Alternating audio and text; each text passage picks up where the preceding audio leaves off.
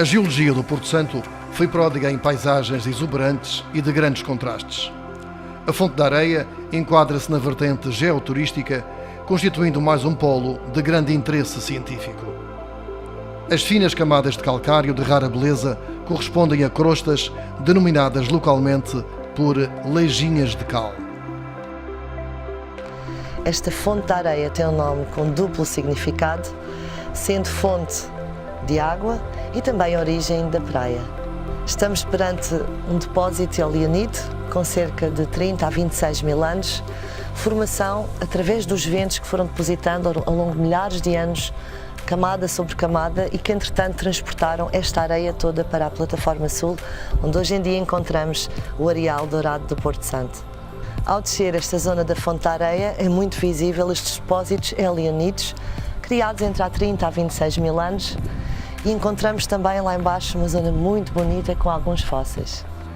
Nas camadas mais abaixo desta grande paleoduna encontram-se gastrópodes, que foram cobertos com areia e calcificados, desta forma fossilizados, e também alguns fósseis de aves que existiam nesse período.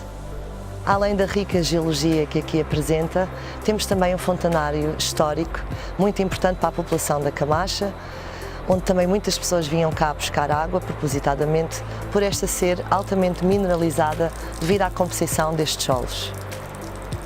Uma das grandes utilizações desta água, do fontanário da Fonte da Areia, era não só para consumo local, mas também para a lavagem de roupas. As pessoas, até há um passado recente, até há 50 anos atrás, vinham aqui propositadamente para lavar as suas roupas, para recolher a água e transportar para casa, e muitas das vezes havia aqui convívio, música, muitas conversas.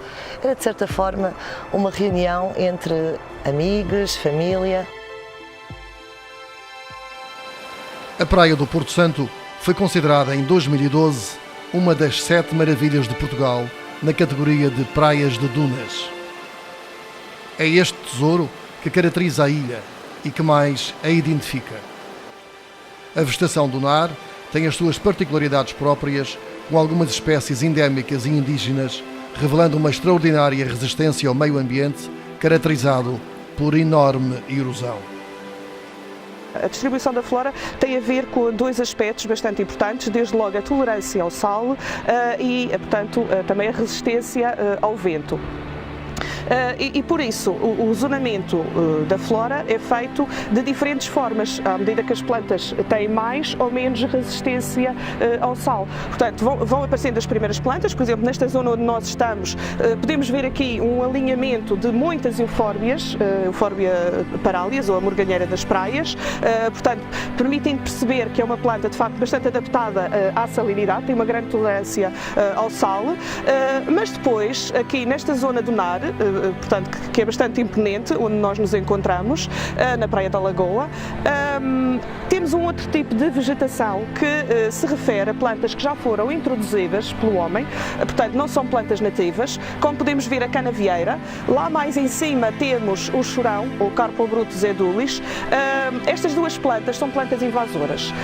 Contudo, e são invasoras porquê? Porque exatamente estão a ocupar o lugar que as plantas nativas iriam ocupar caso elas não estivessem aqui. Ou seja, como referimos que quando aportaram à ilha os descobridores terão encontrado a vegetação nativa, com certeza não encontraram estas que aqui se encontram.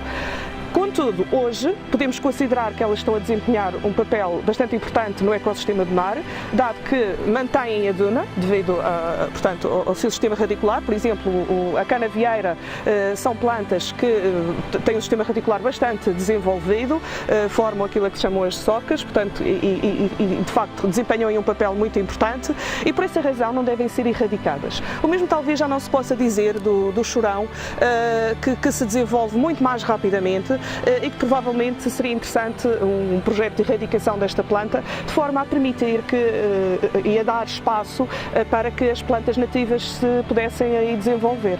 Esta vegetação que aqui encontramos terá sido provavelmente aquela que foi encontrada pelos descobridores da ilha quando aqui aportaram. Uma vegetação intacta, bonita, com diferentes cores que pintavam a ilha, portanto, nessa altura. E que à medida que fomos avançando no tempo e com os seus habitantes, toda esta vegetação foi se alterando. Por exemplo, tenho aqui ao meu lado uma planta endémica da ilha de Porto Santo, portanto, que é o Lotus lauianus.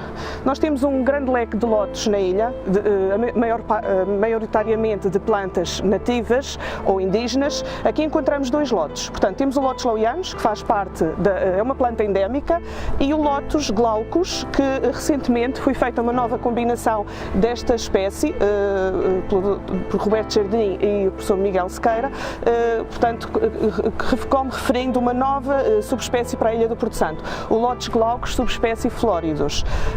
Encontramos também, por exemplo, aqui um bocadinho mais à frente, o perchelo, que é também uma planta usada na gastronomia porto-santense.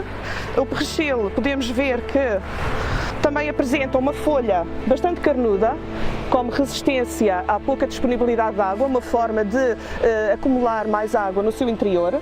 Aqui temos mais uma adaptação ao ambiente inóspito para resistência à pouca quantidade de água, que são, se repararmos, ela tem as folhas enroladas, chamamos folhas involutas, exatamente para perder menos água. Portanto, é uma adaptação. Chama-se sempre noiva das areias, porque podemos ver que nas axilas das folhas formam-se uns pequenos véus brancos que parecem, de facto, véus de noivas. Agora, caminhando um bocadinho para o pós-duna, para a zona posterior à duna, podemos encontrar um outro tipo de vegetação, a denominada vegetação ruderal, herbácea ou arbustiva.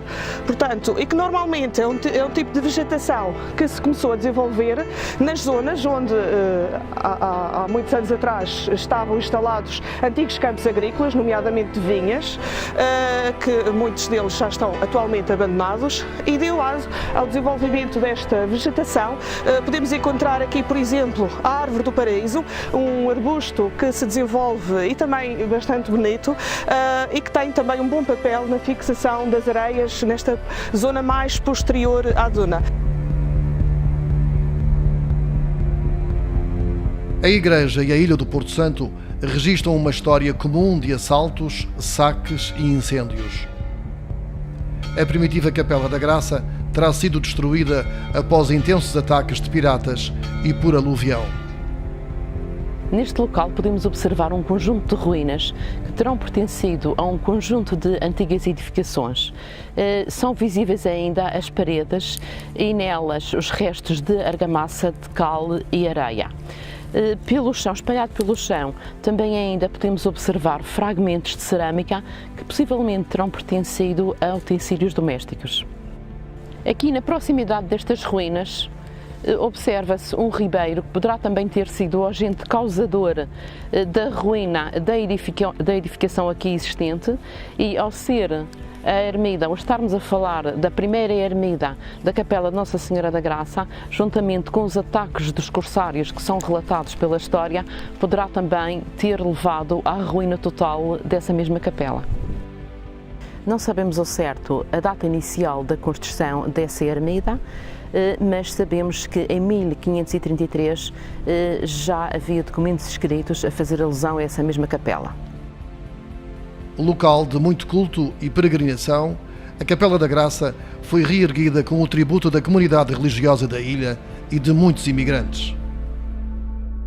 Em agosto de 1946, numa visita do Bispo do Funchal, do António Ribeiro, ao Porto Santo, este sugeriu ao Padre Silvano, o então pároco da Diocese, que procedesse à reconstrução da capela. Recolheram-se fundos junto da comunidade local e também no arquipélago da Madeira e ainda junto aos imigrantes porto-santenses, e com grande empenho e trabalho dos habitantes locais, a ermida foi novamente reconstruída. A sua inauguração aconteceu em 1951, precisamente a 15 de agosto.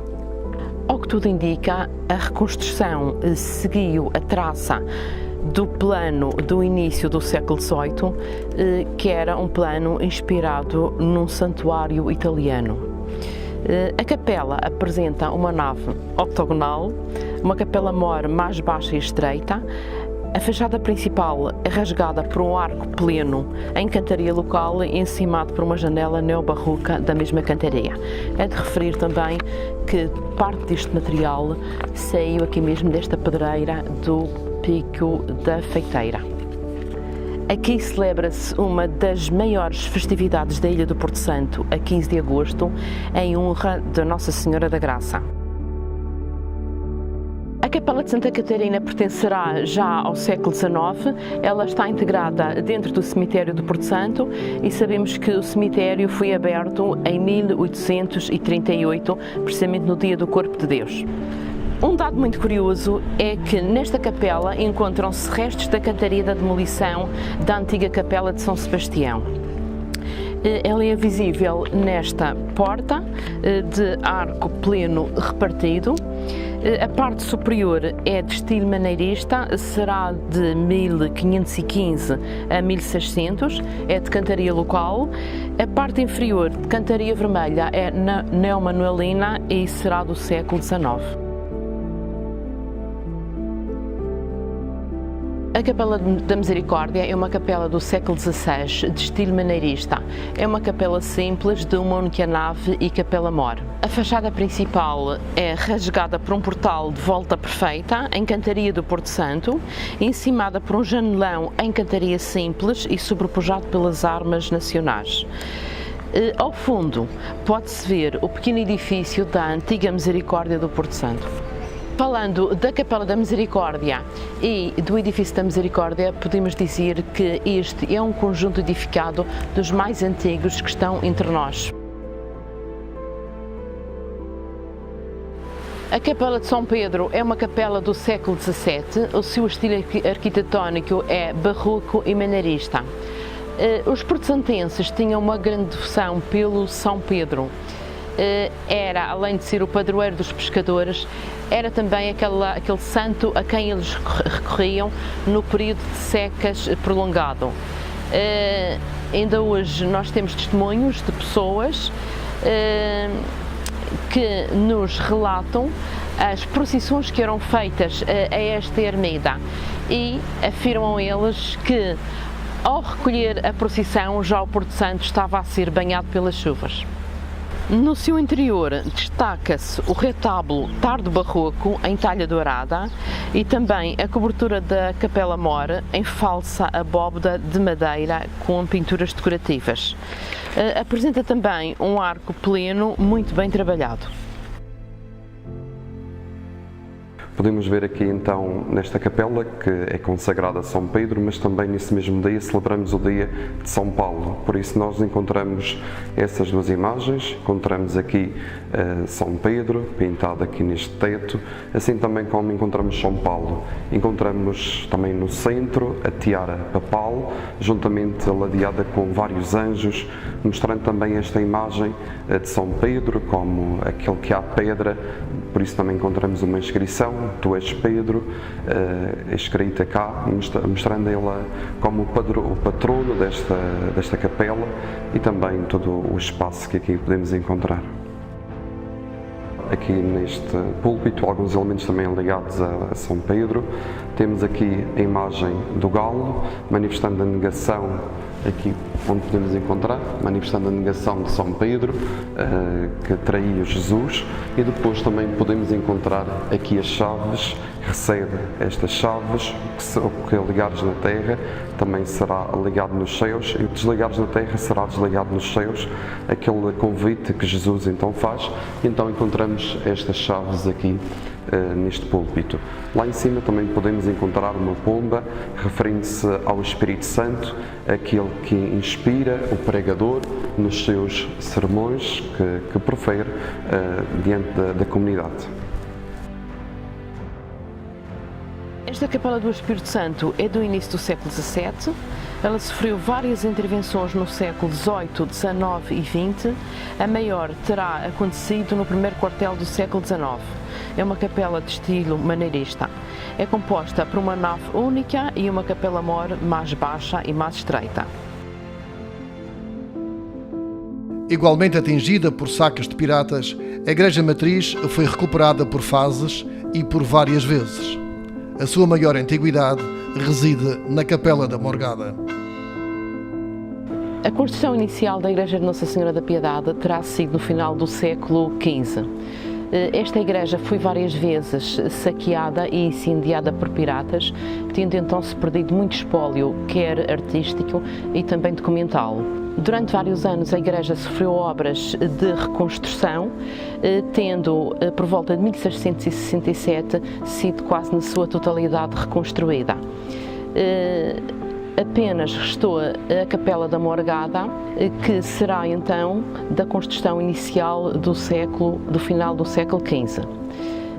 A igreja é composta por 2 corpos retangulares, um deles, o maior, corresponde à nave, o corpo mais pequeno a este corresponde à Capela Mor. Ainda se pode ver aqui um corpo saliente que se balança sobre o adro, que corresponde à primitiva Capela da Morgada. Aqui no exterior da Capela da Morgada podemos ver 4 gárgulas antropomórficas em pedra. Essas gárgulas tinham como função escoar a água das chuvas que caía nas coberturas. Esta então é a primitiva Capela da Morgada, que datará do final do século XV. É o que resta do antigo templo. Esta capela abre-se para a nave em arco quebrado. A sua cobertura é em abóbada com arestas em cantaria vermelha e bocetes de cantaria branca local. Estes elementos tardogóticos vêm confirmar a antiguidade desta mesma capela. Esta igreja é dedicada a Nossa Senhora da Piedade, por isso, ao aproximarmos do altar, encontramos este quadro dedicado à Senhora da Piedade, onde vemos este Cristo que desce da cruz e é colocado ao colo da sua mãe. Nos 2 lados podemos também encontrar aqui 2 pinturas de Max Homer, onde nós, por um lado, temos Nicodemos, que aproxima-se com o lençol para recolher o corpo de Cristo, e depois a de Arimateia, que vem com a escada também para ajudar a descer o corpo de Cristo da cruz, para então depois acompanharem até a sua sepultura. Podemos ver aqui alguns pormenores aqui da Ilha do Porto Santo, onde nós podemos ver o Pico Castelo e também ver a praia do Porto Santo. Aqui junto da Capela do Santíssimo Sacramento podemos encontrar esta pintura de Martim Conrado, onde podemos ver Maria Madalena, que chega junto de Cristo após a ressurreição de Cristo. Pinturas muito importantes aqui para esta igreja. Reparem na luminosidade das pinturas, onde nós vemos Cristo que acaba de sair do sepulcro, ele que é confundido como um jardineiro, por isso apresenta uma pá na mão, e Maria Madalena que chega perto de Jesus e Jesus diz: não me toques. Daí o quadro também ter este nome, não me toques, porque realmente ela tinha que ir anunciar Jesus Cristo, tinha que partilhar esta notícia da ressurreição. Podemos também encontrar outra pintura de Max Homer aqui nesta igreja, onde temos aqui a Senhora da Conceição, neste quadro que podemos contemplar. Na nossa igreja podemos encontrar alguns objetos litúrgicos, esta naveta, de onde provém o seu nome, de nave, que tem a forma de uma nave, e esta naveta é datada dos finais do século XVI. Também podemos encontrar este cálice contemporâneo, também ele em prata, e que também fazem parte destes objetos litúrgicos. Ainda desta paróquia nós temos esta imagem de Nossa Senhora do Parto, ou a Virgem do Ó, também conhecida, onde nós podemos ver uma imagem do século XVIII com as suas vestes largas, com esta posição de oração, de contemplação, e também com este pormenor onde nós podemos contemplar os olhos de vidro que a imagem contempla. A produção agrícola do Porto Santo foi prejudicada pelas secas prolongadas, afetando a população que passou muitos anos de fome. A agricultura teve ciclos de extrema secura. Porto Santo, desde a sua descoberta, começou a sobreviver do cereal. O cereal que compreendia especialmente a cevada, o trigo, o centeio, também as lentilhas, os xíxaros, etc.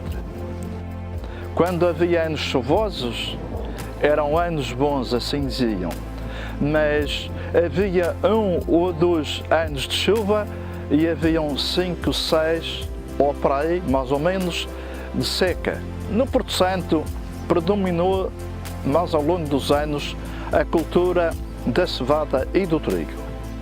O trigo era para consumo próprio e também para exportar para o Funchal. A cevada também para consumo próprio e, da mesma maneira, exportada para o Funchal para ser torrada e moída para café e também para rações para os animais.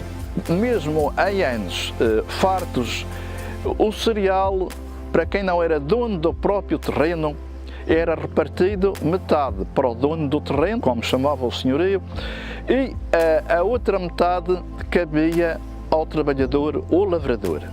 Dessa metade que cabia ao lavrador, ainda ele tirava uma parte para pagar o chamado dízimo, contribuição, que hoje se chama o IMI, do prédio que era fabricado ao seu senhor. Era tudo repartido, até a palha para os animais. E quando havia anos de seca, o assunto agravava-se muito mais, era muito mais complicado. Trabalhavam e depois nada tinham. E também refletia-se na criação do gado. E o Porto Santo, à espera da sobrevivência do cereal, teve anos muito faltosos, não havia praticamente nada e houve muita fome. Tinha que ser socorrido pela Madeira, pelo governo da Madeira.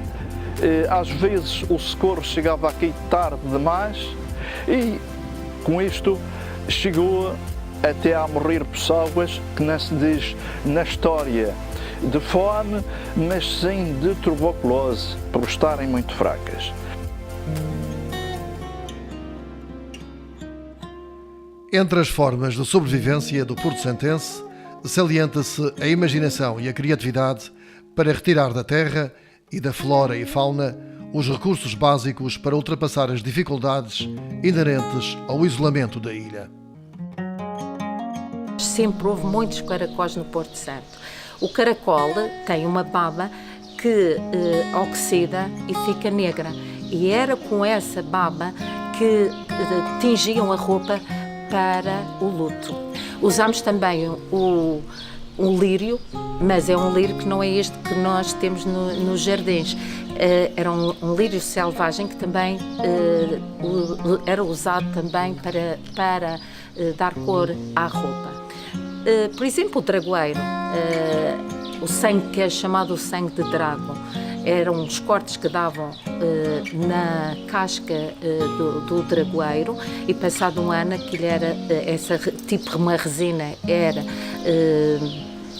usada para tingir roupa, portanto era a roupa vermelha, dava a cor vermelha, o carmim, que era chamado o carmim. Faziam também as lacas e os vernizes.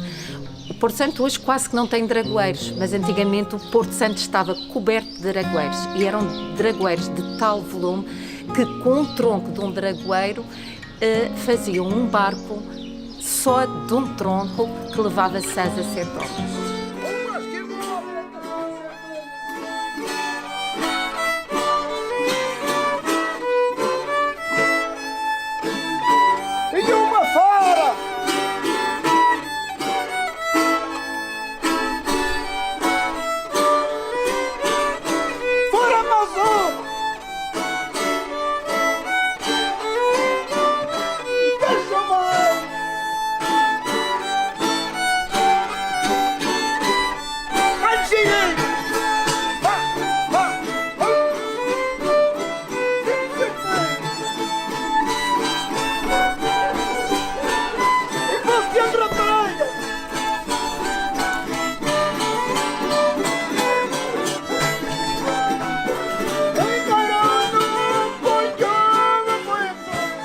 como porto santense, apaixonado pela minha ilha, para além de vários aspectos que são características únicas e que me fazem realmente ter esta paixão pela minha terra como tenho dentro dessa paixão outra, que é o folclore. Saliento uma dança que é única, o Baile da Meia Volta, tem características árabes e é uma dança muito diferente de toda a região também da Madeira, e bem como o Baile do Ladrão, que também tem características únicas e que é um baile muito característico do Porto Santo. Em relação ao Baile da Meia Volta, são características únicas porque realmente em termos da Ilha da Madeira e não só, está relacionado com as invasões dos mouros e dos árabes, pela sua cadência, e vê-se também pelos instrumentos que usamos, que são só instrumentos de corda, que é totalmente diferente das danças habituais na região e não só.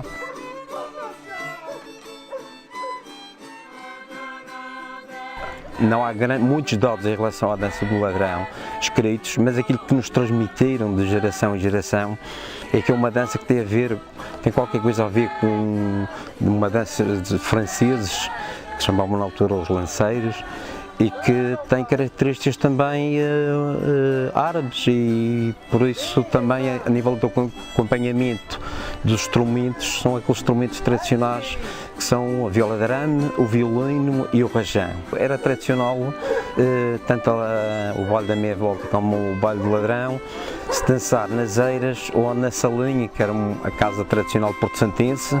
Nas eiras, às vezes para o entardecer, depois do dia a dia de trabalho, as pessoas juntavam-se na eira e, como em modo de um descargo depois de um dia de trabalho, juntavam-se e tocavam e dançavam a meia volta.